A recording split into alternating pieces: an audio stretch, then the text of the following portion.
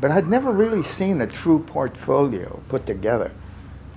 But I ran, they used to have places like Woolworths and Crest, and, you know, and I, not having much money at all, I ran over there and got a couple of those inexpensive drawing pads, and the obligatory pencil. I guess you needed a pencil.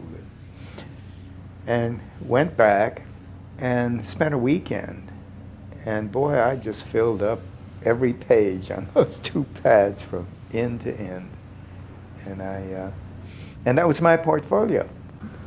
So I waited until, I can't remember which day it was that the appointment was set up for, and I was told to sit in the waiting room, and sat there, and for the first time I saw what portfolios were.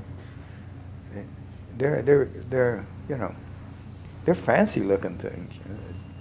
And they were in the hands of people who were properly dressed in those days. You know, I mean, if you went in for a job, you wore a jacket and a tie, and you know.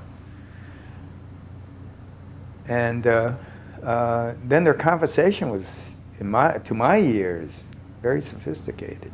I really can't say that it overwhelmed me or anything like that. I wouldn't allow it to do that. I just made myself as dumb as I could so that none of this affected me. And then I went in, I was called in, and took in clutching these two pads, and was ushered into this office, and his name was Mike Nelson, who was doing the interviewing that day. And I put them, he said, "Let me see what you've got." So I handed these two things over, and he spent quite a bit of time sort of flipping through them and looking at it. And then the question came up, he says, "Are you in a hurry to get to somewhere else?" And I said, "No." And he said, "Well, if you can hang around for about 15 or 20 minutes, you know, I'll be back."